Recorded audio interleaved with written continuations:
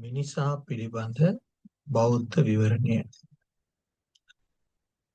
බුදුරජාණන් වහන්සේ පහළ වුණු ක්‍රිස්තු පූර්ව 6 වන සියවසේ ඊට පෙර සිටත් ඉන් පසුවත් ලොව පහළ වුණු විවිධ දාර්ශනිකයන්, චින්තකයන්, ශාස්ත්‍රවරුන් ඔවුන්ගේ ප්‍රධාන අවධානය යොමු කළ මාතෘකාවක් හැටියට මේ මිනිසා පිළිබඳව අධ්‍යයනය අපිට හඳුන්වන්න පුළුවන්. සෑම ආගමක වාගේම මිනිසාගේ මෙලොව ජීවිතය සහ මරණින් පසු පැවැත්ම පිළිබඳව උන්ගේ දාර්ශනික අදහස් ඉදිරිපත් කරලා තිබෙනවා. නමුත් අද දක්වාම මේ විවිධ උගතුන් මේ පිළිබඳ විවිධ අදහස් දක්වමින් මිනිසා හඳුනා ගැනීමට උත්සාහ කරන ආකාරයක් අපිට දැක ගන්න පුළුවන්. ඒත් බුදුරජාණන් වහන්සේගේ විවරණයන් තුළින් අපිට ඊටාම් පැහැදිලිව මේ මිනිසායනු කවරෙක්දයි හඳුනාගත හැකිව තිබෙනවා. ඒ නිසා අද අපි උත්සාහ කරන්නේ මිනිසාගේ යථා ස්වභාවය හා මිනිසාගේ ආරම්භය හා විකාශය, මිනිසා යනු කවරෙක්ද යන්න බුදුදහමට අනුව හඳුනා ගැනීමට උත්සාහ කිරීම. විශේෂයෙන්ම මිනිසා කියලා කියන්නේ සත්ත්ව ප්‍රජාවකේ එක කොටසක් හැටියට අපිට හඳුන්වන්න පුළුවන්. මේ සත්වයාගේ ආරම්භය පිළිබඳව සාකච්ඡා කිරීමේදී අපේ ත්‍රිපිටකයේ විවිධ සූත්‍ර දේශනාවල මේ පිළිබඳ තොරතුරු අපිට හොයා ගන්න පුළුවන්. අපි සංයුත්ත නිකායේ භික්ඛුනී සංයුත්තේ වජිරා සූත්‍රයට අපේ අවධානය යොමු කළොත් එහි මෙන්න මෙවැනි ප්‍රශ්න කිහිපයක් සඳහන් වෙලා තිබෙනවා. මේ සත්වයා කාගේ නිර්මාණයක්ද? කේනායම් පකතෝ සත්තු. ඒ වගේම මේ සත්වයාගේ පැවැත්ම ආරම්භුනේ කෙසේද? කුවන් සත්වෝ සමුප්පන්නෝ. ඔහු මරණින් පසු ලබන තත්ත්වය කුමක්ද? කුවන් සත්වෝ නිරුද්ධති. මේ වගේ ප්‍රශ්න අතීතයේ ඉඳලම සාකච්ඡාවට භාජන වී ඇති ආකාරයක් අපට දැක ගන්නට පුළුවන්කම ලැබෙනවා. අංගුත්තර නිකායේ තික නිපාතේ තිත්තායතන කියන සූත්‍රයට අපි අවධානය යොමු කළාම ඒ සඳහන් වෙලා තිබෙනවා මේ මිනිසාගේ පැවැත්ම පිළිබඳව සහ ආරම්භය පිළිබඳව විවිධ ශාස්ත්‍රවරුන් ඉදිරිපත් කළ මත 3ක්.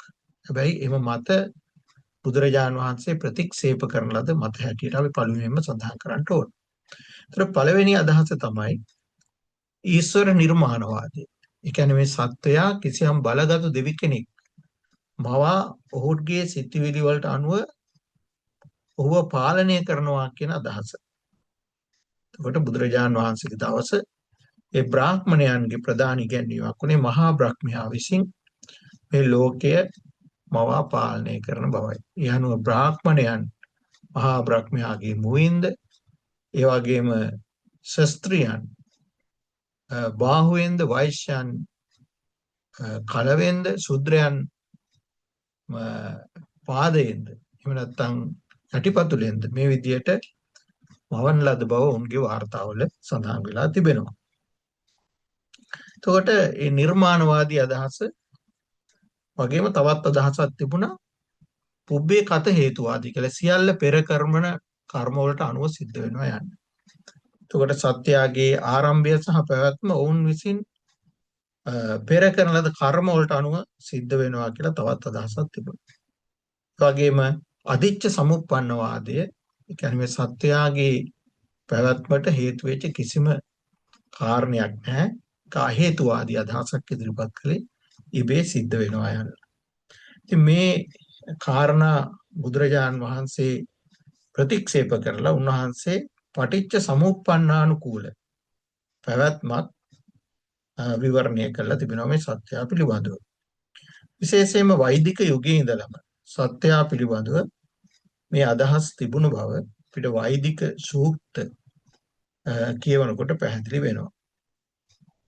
ඒ වගේම වර්තමානයේ තිබෙන ප්‍රසිද්ධ ආගම් වලත් විශේෂයෙන්ම මේ මෞම් වාදයේ පිළිපදව ඔවුන්ගේ ප්‍රධාන ඉගැන්වීම් අතර සඳහන් වෙලා තිබෙනවා.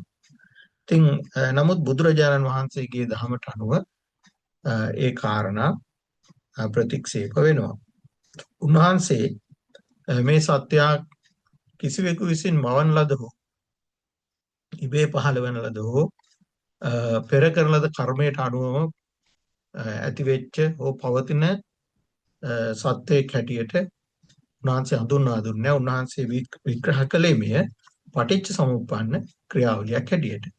මේ සත්‍යයේ ආරම්භය පිළිබඳ බුදුරජාණන් වහන්සේ සූත්‍ර දේශනාවලදී පැහැදිලි කරලා තිබෙනවා. අනමතග්ගෝ යම් භික්ඛවේ සංසාරෝ පුබ්බා කෝටින පඤ්ඤාති. මහන්නේ මේ සසර අගක් මුලක් පේන්නේ නැහැ කියලා උන්වහන්සේ දේශනා කරනවා. ඒ කියන්නේ සත්‍යයේ ආරම්භක දවසක් හෝ අවසාන දවසක් එහෙම පෙන්වන්න පුළුවන් කමක් නැහැ. අවිද්‍යාවෙන් බැඳුණු තෘෂ්ණාවත් එක්ක මේ ධර්මතා පවතින තුරු මේ සත්‍යයේ සසර පැවැත්ම සිද්ධ වෙනවා. ඒ නිසා තමයි බුදුරජාණන් වහන්සේ එක් අවස්ථාවක දේශනා කරවදාලේ මහන්නේ මේ සත්‍යයේ ආරම්භය සිද්ධ වුණේ මේ ලෝකේ අවිද්‍යාව ඇති වුණු දවසේ. ඒ අවිද්‍යාව ඇතිවීමට පෙර දිනේ සත්‍යය හිටියේ නැති කියලා උන්වහන්සේ දේශනා කළා. හැබැයි උන්වහන්සේ දේශනා කළේ නැහැ මේ අවිද්‍යාව කවද්ද ඇති වුණේ කියලා. ඒ නිසා මේ අවිද්‍යාව හා තෘෂ්ණාව සම්බන්ධ වෙලා තමයි මේ සත්‍යයේ පැවැත්ම සිද්ධ ආරම්භ වුණේ. ඒ වගේම දැන්ට පවතින ඉදිරියටත් පවතින්නේ. ඉතින් එතකොට එය තමන් විසින්ම නිර්මාණය කරගන්නා වූ ක්‍රියාවලියක් හැටියටයි බුදුරජාණන් වහන්සේ දේශනා කළ තිබෙන්නේ. නමුත් තමන් විසින් තමන්ගේ කර්මානුරූපව නිර්මාණය කරගන්නවා මිසක් වෙනයම් ආකාරයකින් මිනිසා හෝ සත්වයා තමන් විසින් තමන් නිර්මාණය කරගන්නේ නැහැ. ඒක එහෙම නැත්නම් ඒක අපි හරියට නිවැරදි විදියට තේරුම් ගන්නට ඕන. ඒ නිසා තමයි සඳහන් වෙන්නේ නයිදං අත්ත කතම් මේක තමන්ම නිර්මාණය කරගත්ත එකක්. මේ කියන්නේ පළමුවෙන්ම ලෝකේ සත්‍යයේ ආරම්භය පිළිබඳව කතා කරද්දී ඒක කවුරුවත් තමන් විසින්ම කල්පනා කරලා ආරම්භ කරගත්ත දෙයක් නෙවෙයි. නමුත් අපි දන්නවා සත්‍යයේ පැවැත්ම තුළ ඔවුන්ගේ කර්මානුරූපව සත්‍යයේ පැවැත්ම සිද්ධ වෙන බව. ඒ වගේම නයිදන් පරකතංගග මෙය කවුරුවක් වෙන කවුරුවක් නිර්මාණය කරපු හේකුත් නෙවෙයි. හේතුම් පටිච්ච සම්භූතං හේතුන් අනුවම හේතුඵල ක්‍රියාදාමයට අනුව පවතින පැවැත්මක් තමයි බුදුරජාණන් වහන්සේ දේශනා කරලා තියෙන්නේ. දැන් බුදුරජාණන් වහන්සේලා මේ සත්‍යයේ ඒ හේතුඵල ධහමට අනුව පවතින පැවැත්ම තමයි විවරණය කරන්නේ. අපේ සාම්ප්‍රදායික කියමනක් තිබෙනවා බුදුරජාණන් වහන්සේ නමක් ලෝකෙ උපදින්නේ අකුරු 8ක් සහ පද 3ක් උගන්වන්න කියලා. අට්ඨක් කරා තීනි වදා සම්බුද්දේන ප්‍රකාශිතා. මේ අකුරු 8 තමයි පද 3ක් හැටියට දින අනිච්ච දුක්ඛ අනාත්ත කියලා. එතකොට අනිච්ච දුක්ඛ අනාත්ත කියන මේ ධර්ම ඍජුවම සත්‍යයට සම්බන්ධයි. මොකද අනාත්ම කියන එක ඒක අජීවී දේවල් වලට සම්බන්ධ දෙයක් නෙවෙයි සජීවී දේවල් වලට සම්බන්ධ දෙයක්. ඒ නිසා මේ ස්වභාවය උන්වහන්සේ ඊටාම් පැහැදිලිව පටිච්චසමුප්පන්න අනුකූලව විවරණය කරලා තිබෙනවා. දැන් සත්‍යයේ ස්වභාවය අපි විමර්ශනය කරනකොට අපිට පේනවා සත්‍යය නාම රූප හැටියට කොටස් දෙකකට බෙදන්න පුළුවන්කම තිබෙනවා. දැන් අපි දන්නවා සත්‍යයේ උපත මොකක්ද කියලා අපි විමසුවාම ඊටාම් පැහැදිලි කන්දානම් පාතු භව ආයතනංච පටිලාභෝ ස්කන්ධයන්ගේ පහළවීම ආයතනයන්ගේ ලැබීම. ඒ කියන්නේ පංචස්කන්ධය සහ සලායතනයන්ගේ ලැබීම තමයි ඇතිවීම තමයි මේ සත්‍යයේ උප්පත්ති හැටියට බුදුදහමේ සඳහන් වෙලා තිබෙන්නේ. එතකොට මේ නාම රූප වල එකතුවක් තමයි සත්‍යය කියලා කියන්නේ. එතකොට මේ නාම රූප අපි බෙදා වෙන් කරනකොට අපි දන්නවා නාම වේදනා සංඥා සංඛාර විඥාන කියලා. මේව කොටස් 4කට බෙදන්න පුළුවන්. ඒ වගේම රූප භෞතික අංශය රූප හැටියට අපි බෙදනවා. රූප 28ක් පිළිබඳ අභිධර්මයේ කියනවා. විශේෂයෙන් මේ 28ම මූලික රූප 4ක් යටතේ තමයි පවතින්නේ. අපි ඒවට කියනවා සතර මහා භූත කියලා. පඨවි ආපෝ තේජෝ වායෝ. පඨවි කියන්නේ තද ගතිය, ආපෝ කියන්නේ වැగిරෙන ස්වභාවය, තේජෝ කියන්නේ උෂ්ණත්වය, වායෝ කියන්නේ විසිරුණු පිඹුණු ස්වභාවය. මේ සතර මහා භූතයන්ගෙන් තමයි මේ රූප හටගන්නේ. එතකොට මේ විදිහට නාම රූප හැටියට සත්වයා පවතිනවා. දැන් එක උදාහරණයක් දක්වලා තියෙනවා අපේ අටුවාචාර්යන් වහන්සේලා අන්ධයාගේ කොරාගේ උපමාවට. අන්ධයාට ඇවිදින්න පුළුවන්. නමුත් ගමනක් යන්න බෑ. ස්පේන් නැති නිසා කරදර වෙන්න වෙනවා. හැබැයි කොර තැනත්තට ඇවිදින්න බෑ. ඇස් පේනවා. ඒ නිසා අන්ධ තැනත්තාගේ කරපිට කොර තැනත්තා නැග්ගහම එතකොට ඒ දෙන්නට එකතුවෙන් ගමනක් යනවා. අනිත් වගේ තමයි මේ නාම රූපවල එකතුව නිසා සත්‍යයට මේ පංචස්කන්ධය පවත්තමින් සත්‍යයක් හැටියට කටයුතු කරන්න පුළුවන්කම තිබෙනවා. නමුත් මේ ලෝක විග්‍රහයේදී බෞද්ධ ලෝක විග්‍රහයේදී විශේෂයෙන්ම අපිට වෙනවා සමහර ලෝකවල මේ නාමය සහ රූපය අක්‍රිය වෙන ස්වභාවය. දැන් කාමාවචර ලෝකවල පංචස්කන්ධයම ක්‍රියාත්මක වුණාට ඒ වගේම රූපාවචර සමහර බොහෝ ලෝකවල පංචස්කන්ධය ක්‍රියාත්මක. හැබැයි අරූපාවචර ලෝකවල රූපය අක්‍රියයි. ඒ වගේම රූපාවචර ලෝකවල ඒ අතර තියෙන ලෝකයක් අසඤ්ඤ සත්‍ය කියලා. එහි රූපය තියෙනවා. ඒවා නමුත් නාමය අක්‍රිය. ඒ නිසා තමයි ඔය කාරණේ ලොවැඩ සංගරාවෙත් සඳහන් වෙලා තියෙන්නේ. සිත මිස කය නැති බඹලව සතරකි. සිත නැතිවම කය ඇති බඹ තලයකි. මෙදසත පින්කොට උපදින පෙදෙසකි. එහි උපනත් කුසලක් නොම කළ හැකි කියලා. ඉතින් මේ විදිහට ලෝකයේ එක එක තලවල මේ නාමය ක්‍රියාත්මක වන තල තිබෙනවා. රූපය ක්‍රියාත්මක වන තල තිබෙනවා. ඉතින් පංචස්කන්ධයම ක්‍රියාත්මක වන තල තිබෙනවා. ඉතින් විශේෂයෙන්ම මේ විඥානයාගේ ශක්තිය මේ සත්‍යයාගේ පැවැත්මට විශේෂයෙන් උපකාර වෙනවා. අපිට ත්‍රිපිටක පාළිය හම් වෙනවා නාම රූප පත්‍ය විඥාන විඥාන පත්‍ය නාම රූපං කියලා. ඒ කියන්නේ නාම රූපය නිසා විඥානය පවතිනවා. විඥාන නිසා නාම රූපය පවතිනවා. මේ එකිනෙකාට සාපේක්ෂව මේ ධර්ම පවතිනකොට තමයි මේ සත්‍යයට මනමින් කටයුතු කරන්නට පුළුවන්කම තිබෙන්නේ. ඉතින් මේ සත්‍යයේ ආරම්භය පිළිබඳව සමහරු විග්‍රහ කළ දෙනවා අග්ගඤ්ඤ සූත්‍රයේ මේ සත්‍යයේ ආරම්භය සටහන් වෙලා තිබෙනවා කියලා. ඇත්තටම සත්‍යයේ ආරම්භය පිළිබඳව අග්ගඤ්ඤ සූත්‍රයේ සඳහන් වෙන්නේ මේ ලෝකේ පවතින අවස්ථා හතරක් තිබෙනවා. සංවට්ටමාන සංවට්ට, විවට්ටමාන විවට්ට කියලා. එතකොට මේ ලෝකේ පවතින්නේ හැකලෙමින් පවතින යුගයක් තියෙනවා. හැකිලුණු යුගයක් තියෙනවා. විවෘත වෙමින් පවතින යුගයක් තියෙනවා. විවෘත වූ යුගයක් තිබෙනවා. මේ අවස්ථා හතරට තමයි මේ ලෝකෙ තියෙන. කාලෙන් කාලට මේ ලෝකේ විනාශ වෙනවා. ගින්නෙන් ජලයෙන් සුළඟින්. ගින්නෙන් විනාශ වුණ කාලයට ආභස්සර බ්‍රහ්ම ලෝකෙට යට තිබෙන සියලු බ්‍රහ්ම ලෝක විනාශ වෙන. ඒ නිසා සියලු සත්ත්ව ධර්මතා වශයෙන් ඒ ආභස්සර ලෝකේ උප්පත්ති ලැබෙන. හැබැයි අර දසවස්තුක මිත්‍යා දෘෂ්ටිකයන් ඔවුන් එහි උපදින්නේ නැහැ. ඔවුන් ලෝකාන්තරික නිරයට අන්තර්ග්‍රහණය වෙනවා. ඒ වගේම ජලයෙන් මේ ලෝකේ විනාශ වෙන කාලෙට සුබ කින්නේ දක්වා ඒක පහලින් තියෙන ලෝක සියල්ල විනාශ වෙනවා. ඒ නිසා ඒ සත්‍යෝ සුබ කින්නේ උපදිනවා. සුළඟින් මේ ලෝකය විනාශ වෙන කාලයට වේහප්පලය දක්වා ලෝක විනාශ වෙනවා. ඒ නිසා වේහප්පලය කියලා උපදිනවා. නමුත් පහුගිය වතාවේ සත්‍යෝ ගින්නෙන් ලෝකේ විනාශ වෙච්ච නිසා ඒ සත්‍යෝ ආභස්සර ලෝකේ තමයි ඉපදුනේ. ආභස්සර ලෝකේ ඉඳලා ලෝකේ විනාශ වෙලා නැවතත් ලෝකේ විවෘත වෙමින් පවතින යුගයේ සත්වෝ මේ මනුස්ස ලෝකයට මේ ලෝකයට පැමිණියා. ඉතින් ඇවිල්ලා මේ රස පෘථුවියට ඇලුම් කරලා ලෝභ උපදවාගෙන ඒ රස පෘථුවිය අනුභව කරන්න පටන්ගෙන ඊට පස්සේ කරජකයන් නිර්මාණය කරගෙන මෙහිම වාසය කරන්න පටන් ගත්තා. එතකොට ඒ කරජකයන් නිර්මාණය වීමත් එක්කම ඕන් ටික රළු ගති ඇති පුද්ගලයන් බඩපත් වුණා. එතකොට මේන් අදහස් වෙන්නේ සැබවින්ම තෘෂ්ණාවට වසඟ වීම නිසා සත්‍යය පිරිහෙන බවයි. ඉතින් සත්‍යයේ ටික කරජකයන් නිර්මාණය වෙලා ඔවුන්ගේ ගුණධර්ම වලින් පිරිහි යනකොට සඳහිරු පෑයීම, දිවාරය ඇතිවීම මේ ආදී සංසිද්ධීන් සිද්ධ වුණේ ඊට පසුව. ඉතින් අපිට පේනවා මේ සත්‍යයේ මානසික පැවැත්ම සබහා දහමට කොහොමද බලපාන්නේ කියන එක පිළිබඳ. ඒ නිසා මේ අග්ගඤ්ඤ සූත්‍රයේදී සඳහන් කරන්නේ සත්‍යයේ ආරම්භය සිදු වුණු දවස නෙවෙයි එක පරිච්ඡේදයක ආරම්භය ආභස්සර ලෝකයෙන් සිද්ධ වුණු බවයි.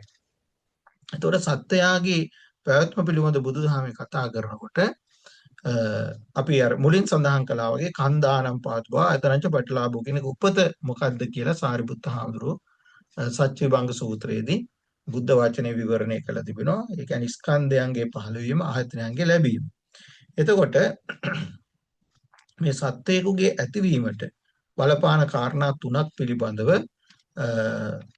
සූත්‍රවල සඳහන් වෙලා තිබෙනවා. විශේෂයෙන්ම මව ඍතු වූ තැනැත්තියක වීම, ඒ මව සහ පියාගේ එකතු වීම, ගන්ධබ්බේකු පැමිණීම කියන මේ කාරණා තුන සිද්ධ වෙනකොට තමයි මේ සත්වයෝගේ ඇතිවීම සිද්ධ වෙන්නේ කියන බව බුදුරජාණන් වහන්සේ දේශනා කරලා තිබෙනවා.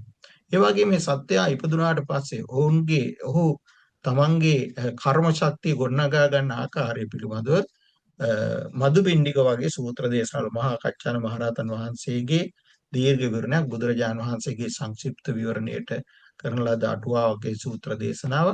මේ මදුබිණ්ඩික සූත්‍රයේදී ඉතාම පැහැදිලිව සඳහන් කරලා තිබෙනවා මේ අරමුණු ලබා ගැනීම නිසා ඒ අරමුණු පසුව ප්‍රපංච බවට පත් වෙන්නේ කොහොමද කියන එක පිළිබඳව. ඒ අරමුණු වලට තණ්හා මාන දිට්ඨි වශයෙන් බැඳීම නිසා සත්‍යයන්ගේ සසර පැවැත්ම දික් කර ගන්න ආකාරය, ඒ වගේම අකුසල ධර්ම නිර්මාණය කරන ආකාරය පිළිබඳව දේශනා කළා තිබෙනවා. ඉතින් ඒ වගේ සූත්‍ර දේශනා අපිට ඉතාමත් වැදගත් සත්‍යය පිළිබඳව හඳුනා ගැනීමට. ඒ වගේම සත්වයාගේ ස්වභාවය පිළිබඳව වජිරා භික්ෂුණිය කරපු ප්‍රකාශයක් ඉතා ප්‍රසිද්ධයි. යතයි අංග සම්භාරා හෝති සද්දෝ රතෝ ඉති එවං කන්දේසු සන්තේසු හෝති සත්තෝති සම්මුති. මේ එක එක කොටස් එකතු වීමෙන් රතේ යන නාමය හැදෙන්නේ යම්සේද, ඒ වගේම ස්කන්ධයන් එකතුවෙන් සත්‍යය යන නම ඇති වෙනවා කියන එකයි එතුමිය ඒ වජිරා සූත්‍රයේදී පැහැදිලි කරලා දීලා තිබෙන්නේ.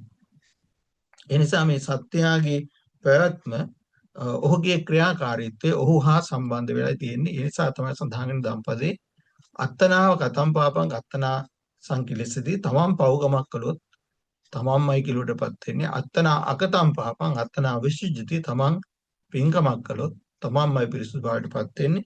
මේ සුද්ධි අසුද්ධි පච්චත්තං නාඤ්ඤමඤ්ඤෝ විසෝදේ, මේ පිරිසුදු භාවය හා අපිරිසුදු භාවය කියන එක රැඳිලා තියෙන්නේ තමන් අතීමයි. ඒ නිසා සත්‍යය කියලා කියන්නේ වෙන කාගවත් පාලනයක් යටතේ පවතින සත්ව කොටාසයක් නෙවෙයි. තමන්ගේ කර්ම ශක්තිය අනුව මේ පවත්වාගෙන යන පැවැත්මක් තිබෙන්නේ. හැබැයි මේක ආරම්භය පිළිබඳව පුතජන මනසකින් හිතන්න බැරි නිසා තමයි බුදුරජාණන් වහන්සේ පිළිබඳව අපිට දේශනා කරන්න නැති. මොකද ඒක අතීතයේ සිද්ධ වෙච්ච, ඉතාමත් අතීතයේ සිද්ධ වෙච්ච කාරණයක්. මේක පුතජන මනසකට විශේෂ වෙන්නේ නැහැ.